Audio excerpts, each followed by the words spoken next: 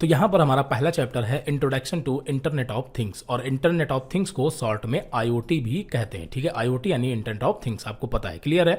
चलिए, तो आईओटी क्या है? इंटरनेट ऑफ थिंग्स यह एक ऐसा प्लेटफॉर्म है जहाँ रेगुलर डिवाइसेस इंटरनेट से जुड़ी होती हैं। अब ये रेगुलर डिवाइसेस क्या होती हैं? तो रेगुलर डिवाइसेस यानी कि नॉर्मली जो हम लोग यूज़ करते हैं, जैसे हमारा लैपटॉप हो गया, कंप्यूटर हो गया, स्मार्टफोन हो गया, ठीक है, स्मार्ट टीवी हो गया, तो ये सब रेगुलर डिवाइसेस है। यहाँ तक कि जो हमारे रेफ्रिजरेटर, फ्रीज वगैरह आते हैं, जो एडवांस एसी वगैरह आ रही हैं, तो ये सब भी रेगुलर डिवाइसेस के अंतर्गत ही आ जाती है। यानी कि एक घर में बहुत सारे ऐसे डिवाइसेस होते हैं जो कि हमारे इलेक्ट्रॉनिक होते हैं। ठीक है, तो वहां पर उन सभी इलेक्ट्रॉनिक कंपोनेंट को या फिर इलेक्ट्रॉनिक डिवाइस को हम अगर चाहें तो आईओटी के थ्रू, आईओटी यानी इंटरनेट ऑफ थिंग्स के थ्रू इंटरनेट से उसे जोड़ सकते हैं और उनको जो है हम ऑटोमेटिक काम करवा सकते हैं। जैसे आपने सुना ही होगा ऑटो ड्राइविंग कार। ठीक है, ऑटो ड्राइविंग कार में क्या होता है कि उसमें आईओटी यानी कि इंटरनेट ऑफ थिंग्स को ही यूज किया जाता है, एक बड़े स्केल पर, यानी एक बड़े पैमाने पर उसमें यूज किया जाता है, जिससे जो हमारी कार होती है वो ऑटो ड्राइव होती है, जिसमें कई सारे सेंसर, कई सारे हार्डवेयर यूज किए जाते हैं अलग से। ठीक है, तो इन सब के हम बात करेंगे। अभी बस आपको हमने एक एग्जांपल दिया है कि एग्जैक्टली आईओटी के अंतर्गत कौन कौन सी चीजें आती हैं। ठीक है, तो रेगुलर डिवाइसेस इंटरनेट से जुड़ी होती हैं और वे एक दूसरे के साथ कम्युनिकेट करती हैं, यानी एक दूसरे के साथ बातचीत करती हैं। आईओटी एक नेटवर्क है जो बिना किसी मानव हस्तक्षेप यानी कि बिना किसी ह्यूमन इंटरफेरेंस के इंटरनेट पर डेटा को स्टोर तथा एक्सचेंज कर सकता है, जिसमें मुख्य रूप से इलेक्ट्रिसिटी होनी चाहिए, इलेक्ट्रॉनिक्स कंपोनेंट होने चाहिए जो रिक्वायर्ड हैं, जो जरूरी हैं, इंटरनेट की कनेक्टिविटी होनी चाहिए और जितने भी सॉफ्टवेयर या जो भी हार्डवेयर की जरूरत है वो सारा कुछ होना चाहिए। तो इससे हमारा एक आईओटी इकोसिस्टम बनता है। ठीक है, आईओटी इकोसिस्टम क्या है उसके बारे में आगे हम पढ़ेंगे, इकोसिस्टम वर्ड के बारे में, उसको हमने डिफाइन किया है इसी चैप्टर में, इसी नोट्स में, क्लियर है। तो यहां पर आपको इंटरनेट ऑफ थिंग्स यानी आईओटी थोड़ा सा समझ आया होगा कि हाँ ये क्या है और इसमें कौन कौन सी चीजें आती हैं। अभी तो यहां पर हम थ्योरी पढ़ रहे हैं, आगे जब हम प्रैक्टिकल पढ़ेंगे तो ये सब चीजें और बेटर तरीके से समझ में आएंगी। ठीक है, तो यहां पर आप एक डायग्राम देख सकते हैं। तो इस डायग्राम में यहां पर आप देख सकते हैं कि जो रेगुलर डिवाइसेस हैं, जैसे यहां पर हमारा प्रिंटर हो गया, मिक्सर हो गया, ठीक है, और लैंप हो गई, ठीक है, कैमरा हो गया, यहां पर एलईडी बल्ब हो गया। ठीक है, तो इस तरह की जो चीजें हैं वो एक दूसरे के साथ में यहां पर फाइनली किससे जुड़ी हुई हैं? आईओटी के साथ। आईओटी कुछ नहीं है, बस एक टर्म है जहां पर जितनी भी डिवाइसेस होती हैं, अगर वो हमारी डिवाइसेस कुछ इस तरीके से आपस में कनेक्टेड है जिसे हम एक ही जगह से या फिर इंटरनेट कहें वहां से कंट्रोल कर सकते हैं, तो वो हमारा एक आईओटी इकोसिस्टम कहलाता है। यहां पर आप जो सामने देख रहे हैं ये एक आईओटी इकोसिस्टम है, जहां पर जो भी घर की या कंपनी की या फैक्ट्री की जो भी रेगुलर डिवाइसेस या मशीनें हैं वो एक दूसरे के साथ इस तरीके से कनेक्ट हैं कि आप उन्हें इंटरनेट के थ्रू कहीं से भी कनेक्ट या कंट्रोल कर सकते हैं, कनेक्ट या डिस्कनेक्ट कर सकते हैं या ऑन ऑफ कर सकते हैं, कुछ भी कर सकते हैं जिस तरह से आपने उसका कनेक्शन किया होगा या जिस तरह से आपकी उसकी रिक्वायरमेंट होगी। क्लियर है, आपने कई सारे ऐड वगैरह भी देखे होंगे, आपने ऐड देखा होगा कि जो एलईडी है, ठीक है, तो वो एलईडी अगर आप घर में यूज करते हैं, ठीक है, और उस एलईडी को अगर आप इंटरनेट से कनेक्ट कर देते हैं तो आप कहीं भी बैठे हो, ठीक है, किसी भी कंट्री में हो, कहीं भी हो, कितनी भी दूरी हो, आप इंटरनेट के थ्रू उस एलईडी को ऑन या ऑफ कर सकते हैं, उसके ब्राइटनेस कंट्रोल कर सकते हैं, या जो भी फीचर प्रोवाइड किए गए हैं वो सारा कुछ आप बाहर से कर सकते हैं। तो यही आईओटी है। ठीक है, अब यही आईओटी अगर इसे हम नॉर्मल यूज के लिए यूज करते हैं तो ये आईओटी का छोटा स्केल हो गया, और इसे जब कंपनी या फैक्ट्री में यूज किया जाता है तो इसी को हम बोलते हैं, मतलब इसे जो है एक बड़े स्केल पर यूज किया जाता है। सिंपल है।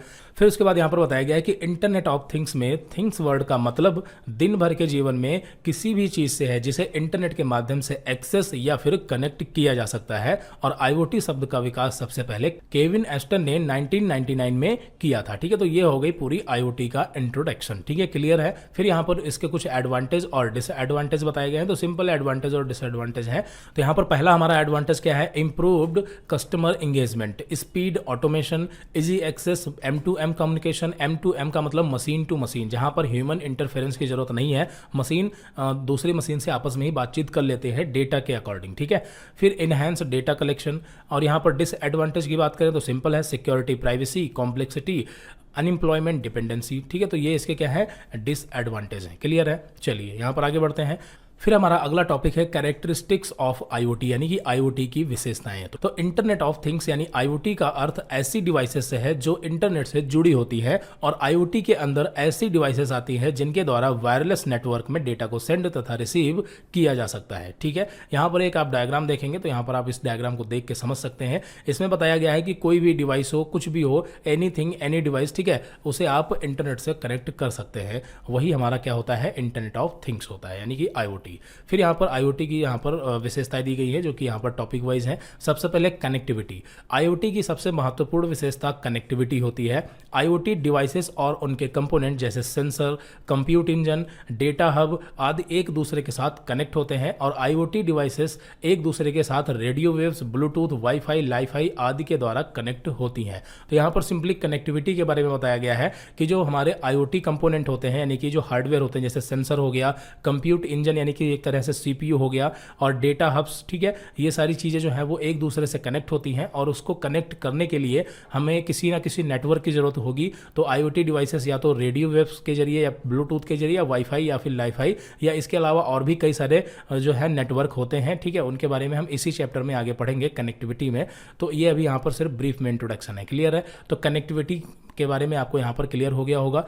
दूसरा यहाँ पर इंटेलिजेंस है। इंटेलिजेंस यानी IoT में बहुत सारी ऐसी एल्गोरिदम हैं जिनके द्वारा यह इंटेलिजेंट बन जाता है। इंटेलिजेंट बन जाता है इसका मतलब इसमें बिग डेटा एनालिटिक्स और मशीन लर्निंग का प्रयोग किया जाता है। देखिए, big data analytics and machine learning का यूज जो है वो IoT में बड़े स्केल पर किया जाता है। बड़े स्केल का मतलब क्या है अभी हम आपको बता देंगे, ठीक है, जिससे कि बेहतर डिसीजन लिया जा सके। इसमें सिचुएशन के आधार पर डेटा का प्रयोग करके उपयोगी बिजनेस डिसीजन को लिया जा सकता है। इसके आधार पर हम कह सकते हैं कि IoT बहुत ही इंटेलिजेंट और स्मार्ट होता है। अब यहां पर थोड़ा सा समझ लेते हैं कि big data analytics and machine learning क्या है, ठीक है। तो देखिए, big data analytics and machine learning ये दोनों टर्म जो हैं ये काफ़ी बड़ी हैं और ये पूरा एक अलग टॉपिक है, ठीक है। लेकिन यहाँ पर हम ब्रीफ में देख लेते हैं, जब हम IoT में, ठीक है, यानी IoT में big data analytics and machine learning का यूज करते हैं तो जो हमारा IoT का स्केल होता है वो बड़ा होता है, यानी कि लार्ज होता है, ठीक है।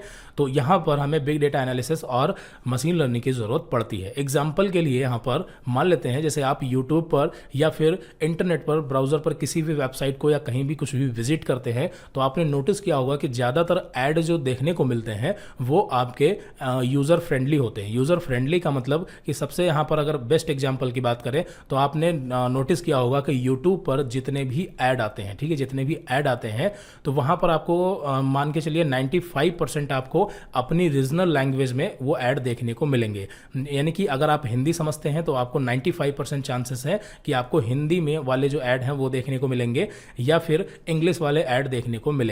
लेकिन यहाँ पर अगर हम बात करें जैसे यहाँ पर साउथ इंडिया में तमिल, तेलुगु और मलयालम ये अलग अलग लैंग्वेजेस हैं। क्या आपने कभी तमिल, तेलुगु या मलयालम लैंग्वेज में ऐड देखे हैं? नहीं देखे हैं क्या? तो इसका मतलब क्या हम ये समझें कि तमिल, तेलुगु या फिर मलयालम में ऐड बनाए ही नहीं जाते? ऐसा नहीं है, ठीक है। ऐसे ऐड बनते हैं और ऐसे ऐड वहाँ पर जहाँ पर ये लैंग्वेज समझी जाती है वहाँ पर लगाए भी जाते हैं, ठीक है, लेकिन हमें यहाँ पर नहीं देखने को मिलते हैं। तो क्या इस चीज़ को कोई व्यक्ति यानी कि या मतलब कोई ह्यूमन जो है वो कंट्रोल करता है? नहीं। यहाँ पर यूज़ होता है big data analytics and machine learning का यूज़ होता है, जहाँ पर जो डेटा होता है यानी कि जो हम लोग यूट्यूब पर वीडियोस देखते हैं, हमारी लोकेशन क्या है, हम किस टाइप के वीडियो कंटेंट देखना पसंद करते हैं, इन सब चीज़ों को जो है वो मशीन क्या करती है, उस डेटा को कलेक्ट करती है, एनालिसिस करती है, फिल्टर करती है। तो वो भी एक तरह से IoT के अंतर्गत ही आता है, ठीक है। तो ये सब चीज़ें IoT यानी इंटरनेट ऑफ थिंग्स, सिंपल है, ठीक है। ये बस एक टर्म अलग से है, बाकी इसमें यूज़ तो हम कंप्यूटर, इलेक्ट्रॉनिक पार्ट और डिवाइसेस यही सब तो करते हैं, लेकिन ये थोड़ा सा अलग टॉपिक है, इसलिए इसका पूरा चैप्टर ही अलग कर दिया गया है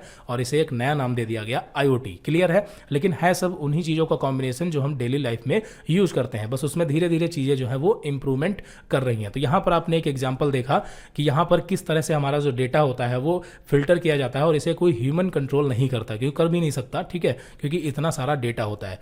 तो आई थिंक यहाँ पर आपको समझ में आ गया होगा कि इंटेलिजेंस का मतलब क्या है, ठीक है। इंटेलिजेंस यानी कि जहाँ पर मशीन अपने आप ही डिसीजन ले सकती है। अगला उसके बाद यहाँ पर तीसरा पॉइंट है सेंसिंग। सेंसिंग का मतलब यहाँ पर सेंसिंग के लिए सेंसर यूज किए जाते हैं। बिना सेंसर के IoT संभव नहीं है। सेंसर के माध्यम से ही हम इन्वायरमेंट में होने वाले चेंजेस को डिटेक्ट करते हैं या मेजर किया जाता है। हम मनुष्य अपने पुराने अनुभवों के आधार पर अपनी परिस्थितियों को आसानी से समझ सकते हैं और उन्हें एनालाइज कर सकते हैं, परंतु IoT के लिए हमें एनालॉग सिग्नल को रीड करना पड़ता है जिससे कि हमें उचित इंसाइट्स प्राप्त हों, ठीक है। अब यहाँ पर इसका क्या मतलब है? तो सिंपल सा है कि जैसे यहाँ पर हमने कुछ सुना, ठीक है, अपने कानों से सुना, यानी ह्यूमन एक व्यक्ति अपने कानों से सुन रहा है, आंखों से देख रहा है, या किसी चीज़ को महसूस कर रहा है कि टेम्परेचर क्या है, मौसम कैसा है, तो वो सारी चीज़ें जो ह्यूमन है वो अपने अनुभव के आधार पर एक अंदाज़ा लगाएगा और जिस तरह का उसका अनुभव होगा उस हिसाब से उसका डेटा जो है वो एक्यूरेट होगा। क्लियर है? ये सारी चीज़ें होती हैं एक ह्यूमन की बात करें। लेकिन अगर यहाँ पर हम IoT यानी कि एक कंप्यूटर की बात करें, एक डिवाइस की बात करें, तो वहाँ पर उसके पुराने अनुभव से कोई मतलब नहीं है। वो क्या करेगा, जो हमारे एनालॉग सिग्नल होते हैं, एनवायरनमेंट में जो एनालॉग सिग्नल हैं, जैसे टेम्परेचर देखने के, मौसम देखने के, कोई भी चीज़ को मेजर करने के, ठीक है, डिटेक्ट करने के लिए एनालॉग सिग्नल का यूज करता है और हमें एक्यूरेट सिग्नल प्रोवाइड करता है। तो ये यहाँ पर किसका काम होता है? सेंसर का होता है। तो यहाँ पर IoT जो है वो बिना सेंसर के पॉसिबल नहीं है, वही चीज़ बताई गई है।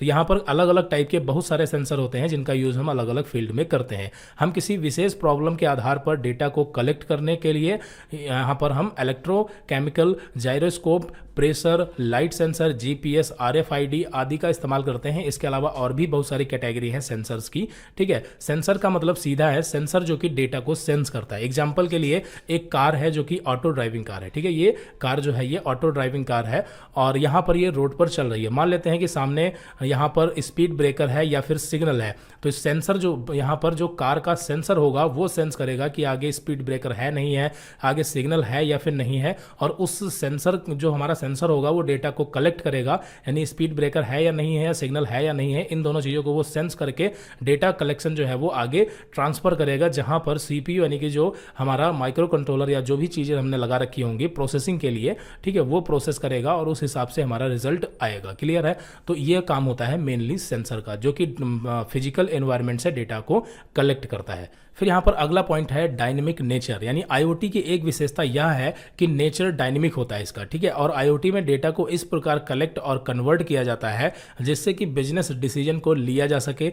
डेटा को कलेक्ट और कन्वर्ट करने के लिए IoT कंपोनेंट का नेचर डायनेमिक होना चाहिए, अर्थात इसकी अवस्था बदलती रहनी चाहिए। तो डायनेमिक नेचर का मतलब ही यही हुआ कि उसकी अवस्था जो है वो चेंज होती रहनी चाहिए। एग्जाम्पल के लिए यहाँ पर बताया गया है कि IoT सेंसर को अगर किसी जगह का टेम्परेचर मापना है तो उसे लोकेशन और वेदर कंडीशन के आधार पर चेंज होना पड़ेगा। जैसे अगर किसी दूसरी सिटी का टेम्परेचर कुछ और है तो किसी दूसरी सिटी का टेम्परेचर कुछ और भी हो सकता है, ठीक है। तो डायनेमिक नेचर का मतलब कि यहाँ पर जो IoT है उसका जो नेचर है वो क्या है? डायनेमिक है, सिंपल है, ठीक है। डायनेमिक नेचर का मतलब ये हुआ, ये IoT की विशेषताएं हैं जो हम पढ़ रहे हैं अभी।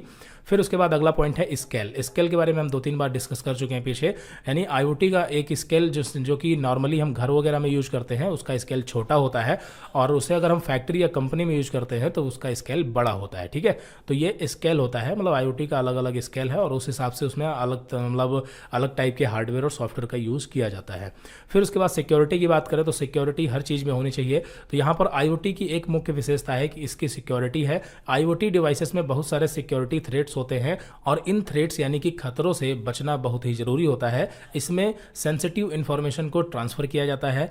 इस डेटा को हैकर या अटैकर द्वारा मैनिपुलेट या फिर चुराया जा सकता है। IoT सिस्टम को डिजाइन करने के दौरान हमें सुरक्षा करनी चाहिए, जिसमें फायरवॉल इंस्टॉल करना चाहिए या फिर VPN कनेक्शन का यूज करना चाहिए, ठीक है। तो यहाँ पर हमें सिक्योरिटी का भी ध्यान रखना है, इसकी भी एक विशेषता है।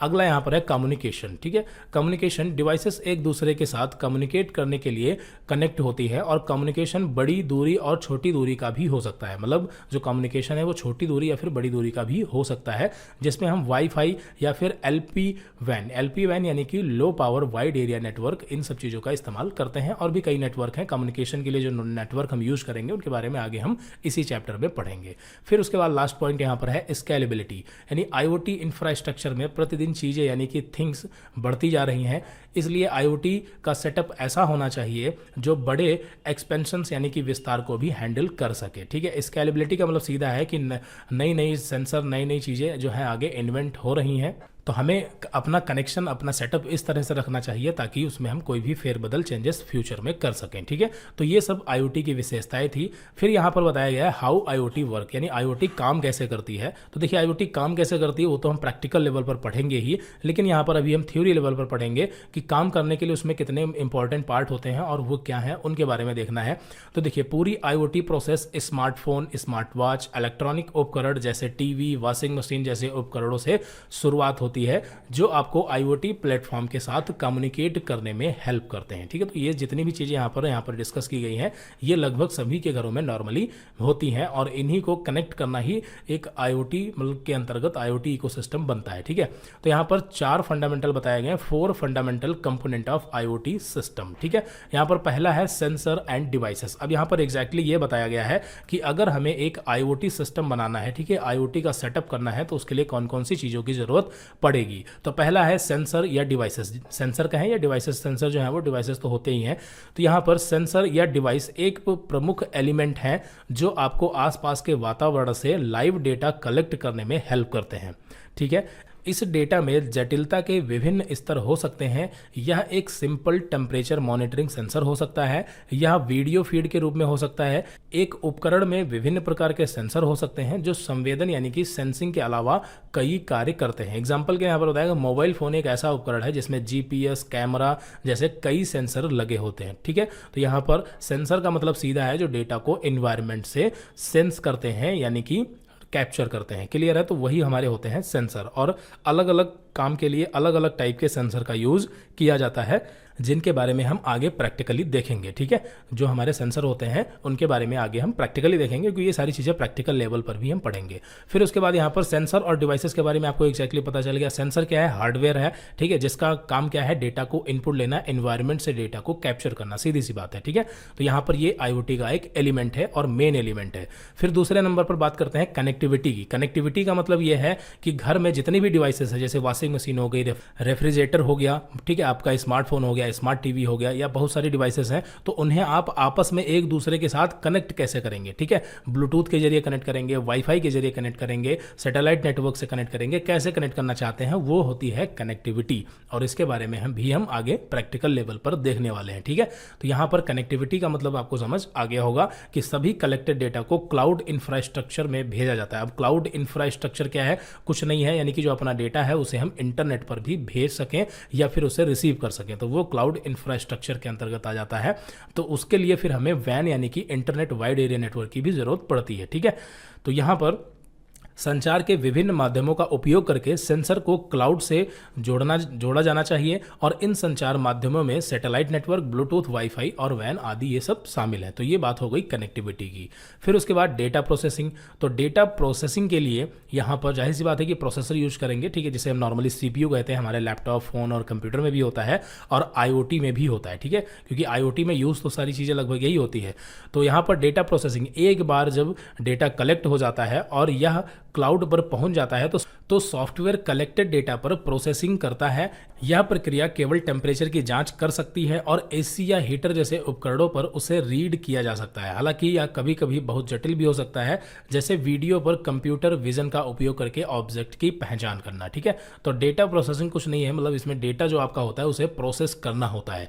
जो हमारा सेंसर है, जैसे मान लेते हैं एग्जाम्पल के लिए टेम्परेचर सेंसर है, टेम्परेचर सेंसर जो कि क्या करेगा? एनवायरनमेंट में टेम्परेचर क्या है वहाँ का वो कलेक्ट करेगा। ठीक है, तो डेटा कलेक्ट होने के बाद वो प्रोसेसिंग के लिए आएगा। तो जो प्रोसेसर है वही तो प्रोसेस करेगा, एक्जैक्टली बताएगा कि हाँ क्या है, कैसे है, और अगर जरूरत होगी तो एनालॉग सिग्नल को डिजिटल सिग्नल में, और इस तरह से वो कन्वर्जन का काम करेगा। ठीक है, तो डेटा प्रोसेस का मतलब यही है और डेटा प्रोसेस के आधार पर हम डिसीजन भी लेंगे। ठीक है, डिसीजन कैसे लेंगे? जैसे एग्जाम्पल के लिए मान लेते हैं कि AC है और AC एक रूम में चल रही है और जो रूम का टेम्परेचर है वो मान लेते हैं कि 18 डिग्री सेल्सियस से नीचे आ रहा है। तो अगर ऐसी कंडीशन है तो उस कंडीशन में हम चाहेंगे कि 18 डिग्री से नीचे जब हमारा टेम्परेचर पहुंचे तो AC ऑफ हो जानी चाहिए। ठीक है, तो यहाँ पर डेटा प्रोसेसिंग के बाद हमें क्या करना है? उसका यूज भी करना है, यानी उसके बेस पर हमें डिसीजन भी लेने हैं। तो ये सारी चीज़ें होती हैं और यहाँ पर कभी कभी डेटा कलेक्शन जो है वो जटिल भी हो जाता है, यानी टफ हो जाता है। ठीक है, फिर उसके बाद यहाँ पर अगला पॉइंट हमारा है यूज़र इंटरफेस। यूज़र इंटरफेस का मतलब सीधा है कि इन्फॉर्मेशन को इंड यूज़र के लिए किसी तरह अवेलेबल होना चाहिए, यानी कि जो भी चीज़ें, जो भी हरकत हो रही, जो भी सेंसर जो है वो डेटा सेंस कर रहा है, डेटा प्रोसेसिंग से डेटा जो है हमारा वो कलेक्ट हो रहा है, प्रोसेस हो रहा है, तो फाइनली यूज़र इंटरफेस यानी फाइनली हमें पता भी तो होना चाहिए, ठीक है, कि क्या हो रहा है। तो उसे हम अपने फ़ोन या अलार्म ट्रिगर करके या फिर उन्हें ईमेल कर सकते हैं, टेक्स्ट मैसेज कर सकते हैं या नोटिफिकेशन के रूप में प्राप्त कर सकते हैं। तो वही होता है यूज़र इंटरफेस। ठीक है, कैसे? सिंपल है, जैसे कि मान लेते हैं कि आपका रूम का टेम्परेचर हो गया, वो घट रहा है या बढ़ रहा है, तो उसकी नोटिफिकेशन आपको फ़ोन पर मिलनी चाहिए, या कोई अलार्म ऐसे इस टाइप का लगा हो, या मेल होना चाहिए, या मैसेज होना चाहिए, यानी नोटिफिकेशन एंड यूज़र तक पहुंचनी चाहिए। ठीक है, तो ये भी एक आईओटी का ही पार्ट है जो कि हमारा कहलाता है यूज़र इंटरफेस। ठीक है, आपको समझ आ गया होगा। यूज़र इंटरफेस यानी कि इसमें मॉनिटर भी आ सकता है। ठीक है, मॉनिटर यहाँ जहाँ पर हमें डेटा दिखाई देगा। यहाँ पर एक दूसरा एग्जाम्पल भी है, अगर ये एग्जाम्पल आपको समझ नहीं आया कोई दिक्कत नहीं। दूसरा एग्जाम्पल है, यदि कोई यूज़र रेफ्रिजरेटर के टेम्परेचर में किसी भी बदलाव का पता लगाता है तो आईओटी तकनीक के द्वारा यूज़र को अपने मोबाइल फ़ोन की हेल्प से टेम्परेचर को एडजस्ट करने में सक्षम होना चाहिए। ठीक है, तो इसके लिए हमें यूज़र इंटरफेस की ज़रूरत पड़ेगी ही। ठीक है, तो ये चीज़ आई थिंक आपको समझ आ गई होगी। तो यहाँ पर आईओटी काम कैसे करता है, काम कैसे करने का मतलब ये है कि उसमें कौन कौन से मेन पार्ट है। तो यहाँ पर 4 फंडामेंटल हैं, जिसमें sensor devices, connectivity, data processing end user interface, ये मेन 4 पार्ट हो गए। फिर उसके बाद यहाँ पर आईओटी एप्लीकेशंस, यानी आईओटी का यूज़ किस किस फील्ड में कैसे कैसे हो रहा है। तो यहाँ पर पहला पॉइंट हमारा है वेरिएबल, यानी कि पहनने योग्य। तो आपको पता है यहाँ पर कई सारे गैजेट आ चुके हैं, जैसे स्मार्ट वॉच हो गया, हार्ट रेट मॉनिटरिंग हो गया, ठीक है, ग्लूकोज मॉनिटरिंग हो गया, जीपीएस ट्रैकिंग हो गया, जीपीएस ट्रैकिंग बेल्ट हो गई। ठीक है, तो ये सब छोटी छोटी डिवाइसेस होती है जिन्हें हम आसानी से पहन सकते हैं, वेरिएबल यानी पहनने योग्य होती हैं। तो ये भी यहाँ पर आईओटी के अंतर्गत ही आती है। सब आईओटी डिवाइसेस होती हैं, गैजेट्स होते हैं। इन डिवाइसेस में सेंसर लगा होता है जो कि डेटा को कलेक्ट करता है। जैसे एग्जांपल के लिए यहाँ पर है हार्ट रेट मॉनिटरिंग। तो यहाँ पर अगर आप इस गैजेट को पहनेंगे तो वो आपकी जो हार्ट बीट है, हार्ट रेट है, उसे मेजर करेगा। ठीक है, और आपको जैसे भी वो कनेक्ट होगा आपके फ़ोन पर, या फिर अगर उसमें डिस्प्ले दी गई होगी तो वहीं पर वो आपको मेजर करके बताएगा। ठीक है, तो ये सब चीज़ें जो हैं वो आईओटी गैजेट्स के अंतर्गत ही आती हैं। हेल्थ में इसका यूज़ होता है। हेल्थ में टेम्परेचर, ब्लड प्रेशर, ठीक है, ऑक्सीमीटर, ये सब चीज़ें क्या हैं, ये सब हेल्थ में यूज़ होती हैं, जो कि आईओटी के ही अंतर्गत आती हैं। और इसमें भी सेंसर का यूज़ किया जाता है जो कि हमारे बॉडी से या फिजिकल इन्वायरमेंट से डेटा को डिटेक्ट करती हैं। ठीक है, स्मार्ट बेड्स वगैरह हो गई। ठीक है, तो ये सब आप पढ़ सकते हैं, इसमें कोई दिक्कत वाली बात नहीं है। ट्रैफिक मॉनिटरिंग में आईओटी का इस्तेमाल किया जाता है। ट्रैफिक मॉनिटरिंग में यहाँ पर अगर हम आईओटी का यूज़ करेंगे, ठीक है, तो वहाँ पर क्या होगा कि बिना किसी ह्यूमन इंटरफेरेंस के भी हमारा जो ट्रैफिक है वो मॉनिटर होता रहेगा। ठीक है, जिसमें कुछ टाइम बाद ऑटोमेटिक जो है वहाँ पर सिग्नल चेंज होते रहेंगे, और वहाँ पर कैमरे वगैरह भी यूज़ किए जा सकते हैं, जिससे हम वहाँ पर कई सारी चीज़ें मैनेज कर सकते हैं। तो ट्रैफिक मॉनिटरिंग में भी हमारा आईओटी यूज़ किया जाता है, इसे आप यहाँ पर पढ़ सकते हैं। ठीक है, और यहाँ तक कि ऑटोमेटिक चालान वगैरह भी कट सकते हैं आईओटी के थ्रू, जहां पर किसी भी ह्यूमन इंटरफेरेंस की ज़रूरत नहीं पड़ेगी। सारा काम जो है वो मशीन यानी कि गैजेट्स करता रहेगा। फिर एग्रीकल्चर में भी आईओटी का बहुत बड़े लेवल पर यूज़ हो रहा है। जैसे मॉइस्चर, एसिडिटी, न्यूट्रिएंट्स या फिर ह्यूमिडिटी को मेज़र करना हो तो इसके लिए सेंसर का यूज़ किया जाता है। ठीक है, एग्जाम्पल के लिए एक छोटा सा एग्जाम्पल देते हैं। जैसे मान लेते हैं कि आपका एक खेत है, ठीक है, एग्रीकल्चर की बात करें तो एग्रीकल्चर में एक खेत है, और वहाँ पर खेत में अगर हम नॉर्मली अगर बात करें ह्यूमन की, तो ह्यूमन क्या करेगा, वो कंटिन्यूसली चेक करेगा डेली टू डेली कि हाँ खेत में मॉइस्चर या फिर नमी या फिर पानी की मतलब कितना कम है, और उस हिसाब से वो अपना मैनुअल वर्क करेगा। लेकिन यहीं पर आप अगर उस खेत में पर्टिकुलर सेंसर का यूज़ करते हैं, ठीक है, सेंसर का मतलब ह्यूमिडिटी सेंसर का यूज़ करते हैं, तो यहाँ पर जैसे मान लेते हैं खेत में हमने जगह जगह पर ह्यूमिडिटी सेंसर लगा दिए, तो अब इस कंडीशन में क्या होगा कि यहाँ पर खेत में जैसे ही ह्यूमिडिटी कम होगी कैसे पता चलेगा, तो वो तो सेंसर डिटेक्ट करेगा कि कितनी ह्यूमिडिटी है, अब कम है या नहीं है। उसके लिए तो हम वो कंडीशन सेट ही कर सकते हैं CPU में, यानी कि माइक्रो कंट्रोलर में। ठीक है, और फिर वो क्या होगा कि जैसे ही तय सीमा के नीचे ह्यूमिडिटी पहुँचेगी तो यहाँ पर क्या होगा कि एक डिवाइस यानी एक मशीन दूसरे मशीन को ऑटोमेटिक ऑन कर देगी, यानी कि मोटर जो आपका वाटर पंप है उसे ऑन कर देगी, और ऑटोमेटिक जो है खेत में पानी जाने लगेगा। क्लियर है, तो यहाँ पर बिना किसी ह्यूमन इंटरफेरेंस से ह्यूमिडिटी भी मेजर हुई, पानी भी ऑटोमेटिक पहुंचा, और जैसे ही ह्यूमिडिटी तय कंडीशन के ऊपर जाएगी ऑटोमेटिक जो है वो मोटर ऑफ भी हो जाएगा। क्लियर है, तो ये एक आईओटी का एग्रीकल्चर में यहाँ पर हमने एक एग्जाम्पल दिया है, और इस तरह से बहुत सारी चीज़ें हैं जिन्हें हम एग्रीकल्चर में यूज़ करते हैं। स्मार्ट होम, तो आईओटी का स्मार्ट होम में भी बहुत ज़्यादा यूज़ किया जाता है। यहाँ पर आप देख सकते हैं AC, smart TV, fridge, LED bulb, fan, smart door, washing machine, इन सब को भी हम अपने फ़ोन से या आईओटी के सेटअप में कनेक्ट कर सकते हैं, जिसे हम अपने फ़ोन से या किसी भी चीज़ से कनेक्ट कर सकते हैं, या मशीन से मशीन का भी कम्युनिकेशन करा सकते हैं। जैसे स्मार्ट डोर की बात करें तो स्मार्ट डोर को अगर आप चाहें तो स्मार्ट डोर को यानी कि एक डोर को आप अपने फ़ोन से भी ओपन या फिर क्लोज कर सकते हैं। तो ये तो हो गया ह्यूमन इंटरफेरेंस है, लेकिन फिर भी ईजी है। लेकिन यहाँ पर अगर आप चाहते हैं कि पर्टिकुलर इस रूम में, जैसे मान लेते हैं कि आपका कोई पर्सनल रूम है, तो उस रूम में जब हम एंट्री करें तो ऑटोमेटिक डोर ओपन होना चाहिए और फिर क्लोज हो जाए, और अगर कोई दूसरा डोर के सामने हो या खोलने की कोशिश करे तो वो ओपन नहीं होना चाहिए। तो आप ऐसा भी कर सकते हैं, ठीक है, जहां पर किसी भी ह्यूमन इंटरफेरेंस की जरूरत नहीं पड़ेगी, डोर ऑटोमेटिक ओपन या क्लोज होगा कंडीशन के अकॉर्डिंग। फिर यहाँ पर स्मार्ट सिटी को बनाने के लिए भी मतलब हम IoT का यूज करते हैं, जैसे ट्रैफिक कंट्रोल हो गया, वेस्ट मैनेजमेंट हो गया, वाटर डिस्ट्रीब्यूशन हो गया, इलेक्ट्रिसिटी मैनेजमेंट, पोल्यूशन चेकिंग, तो इन सब में भी हम IoT का यूज करते हैं। इंडस्ट्रियल ऑटोमेशन यानी कि बड़ी बड़ी कंपनियों में भी हम IoT का यूज करते हैं और हो रहा है, ठीक है। फिर यहाँ पर सर्विलांस यानी कि निगरानी रखने के लिए भी हम IoT का यूज करते हैं, जैसे CCTV कैमरा हो गए, तो ये भी IoT के अंतर्गत ही ये चीज़ें आती हैं, क्लियर है। और इन सब के अलावा हम और भी बहुत सारे क्षेत्र हैं जहाँ पर IoT का यूज किया जाता है। तो कुल मिला के यहाँ पर आपने ये समझ लिया है कि एग्जैक्टली IoT जो है वो क्या है, ठीक है। उसका हमने एक थ्योरी इंट्रोडक्शन देख लिया है, उसमें कौन कौन सी चीज़ें, सेंसर, डिवाइसेस, डेटा प्रोसेसिंग, ये सब चीज़ें क्या होती हैं, यूजर इंटरफेस वगैरह क्या होता है, इन सब टॉपिक पर हमने बात कर ली है और समझ लिया है। तो यहाँ पर ऐसा करते हैं कि इस वीडियो में इतना ही रखते हैं, और बिल्डिंग ब्लॉक ऑफ IoT यहाँ से हम अगली वीडियो से कंटिन्यू करेंगे। तो मिलते हैं अगली वीडियो में। Okay, so thanks for watching this video.